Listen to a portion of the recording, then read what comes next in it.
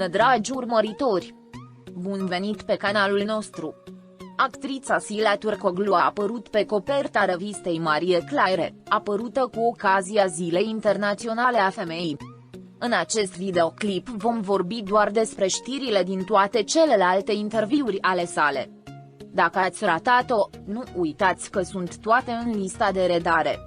Lăsați un like dacă Sila Turcoglu este un subiect care vă interesează. Pentru mai multe videoclipuri de genul acesta abonați-vă și bineînțeles felicitări tuturor femeilor frumoase de pe canalul meu de astăzi. Explicându-și pe scurt călătoria televizată, Sila Turcoglu a vorbit despre serialul de televiziune Emanet și a spus că experiența din telenovela zilnică a fost ca o școală pentru ea. Deși a fost foarte obositor, a învățat multe. Când a vorbit despre înfățișarea sa, a subliniat importanța adaptării la stilul personajului și a lua măsurile necesare. Schimbări pentru a se adapta, dar a declarat încă o dată că nu era un expert în modă, așa cum a mai exprimat în alte interviuri. Când a vorbit despre modă, a vorbit și despre noul său parteneriat cu brandul Pandora. Îmi place ideea de a-mi putea duce amintirile cu mine și de a purta o piesă care să le îmbrățișeze. Acum, o diferență pe care am observat-o în alte interviuri și pe care cu siguranță o veți observa ține de starea lor emoțională sau de nivelul de cunoștințe personale. Întotdeauna mi s-a părut o persoană zen, o persoană echilibrată, dar acum unele lucruri s-au schimbat. A început prin a spune că era puțin mai ocupat decât de obicei și că nu putea petrece mult timp cu el însuși. Și, desigur, cred că asta va avea niște consecințe. Încet fac pace cu mine. Obișnuiam să spun că sunt liniștit, dar când am început să mă gândesc, mi-am dat seama că nu sunt liniștit. În unele momente îmbătrânesc, am mai multă experiență. Mă apropii de mine și mă accept așa cum sunt. Se pare că Sila Turcoglu se reevaluează, nu?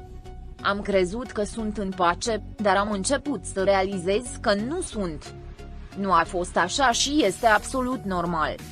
Ființele umane nu pot rămâne echilibrate 100% din timp. Asta e viața, nu? Este o mișcare și singurul lucru care nu se schimbă este viitorul. Mi se pun în mod constant întrebări despre viitor și răspunsul este întotdeauna același. Nu știu ce se va întâmpla a doua zi. Am ieșit din lumea viselor. Sunt puțin mai realist. Apoi mi-a spus ceva ce i s-a întâmplat, băieți. A spus că într-o zi cineva l-a lovit la spate de furie și a spus: mi-am venit în fire. Ei nu-l pot ierta pe acest om. Se spune: o să te las. Nu te lăsa presat. Persoana s-a comportat ca și cum sul ar fi natura. La mijlocul lui 2024 mai sunt cei care amestecă ficțiunea și realitatea. El a făcut dreptate interviului cu Pantene, dezvăluind unele dintre dezavantajele de a fi o persoană publică și de a fi o persoană celebră. A atins câteva puncte care îl deranjează. Te tratează ca și cum fiecare pas, fiecare cuvânt, fiecare mișcare ar avea un sens foarte posibil. Am fost înțeles greșit și încerci să te explici. Nu e loc. Acum sunt mai mult în homebody. Nu vreau să ies și să mă implic prea mult în haos. Este ceva ce se întâmplă tot timpul, nu? Lumea bârfelor. Îmi place o fotografie sau un emoticon pe Twitter. Chiar dacă nu-ți place foarte mult, nu? Este mai imparțial. Cred că despre asta vorbește aici. Întrucât este un număr din martie și reprezintă femeile, intervievatorul și Sila Turcoglu au abordat câteva probleme legate de femei, în special femeile din politică.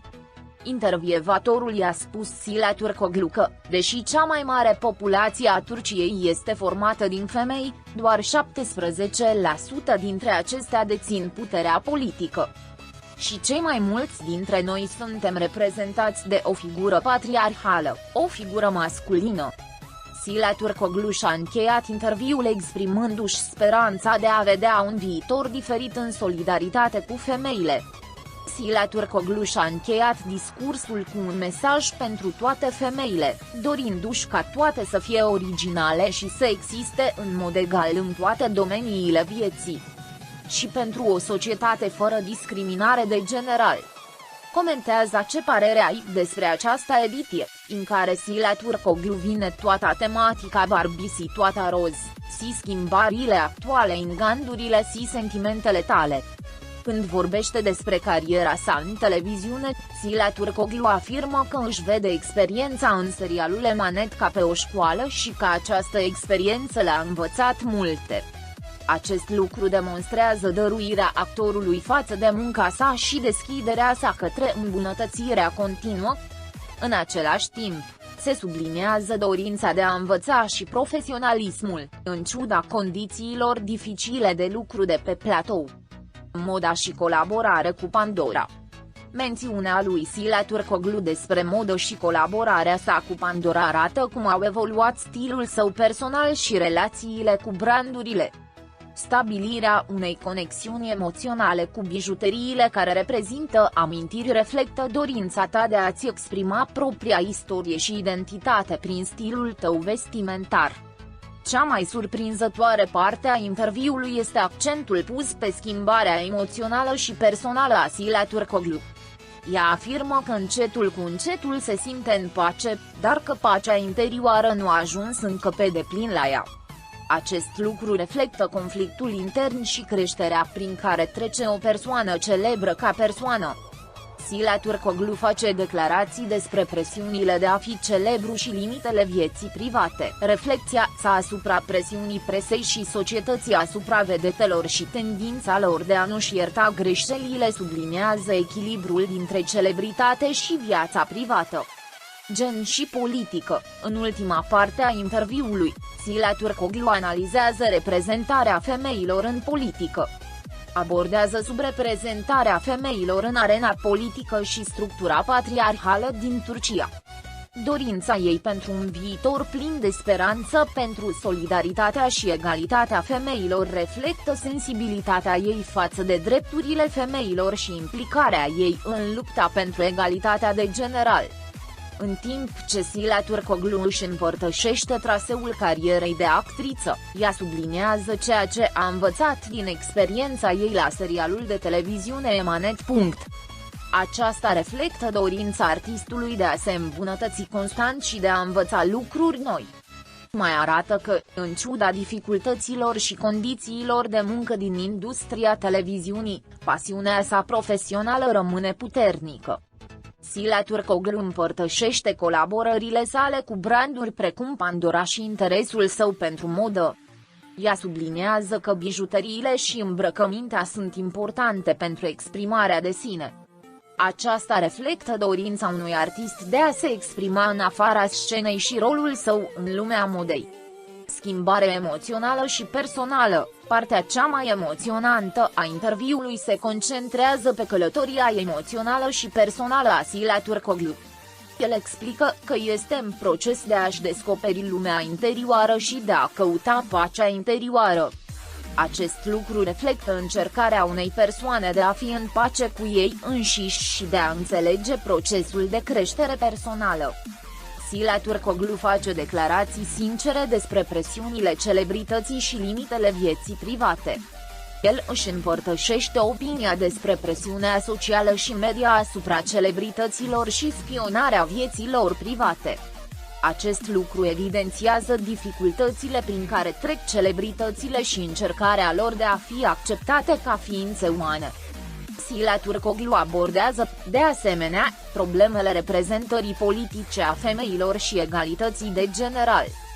Susține necesitatea ca femeile să participe mai mult la arena politică și la lupta pentru egalitatea de general.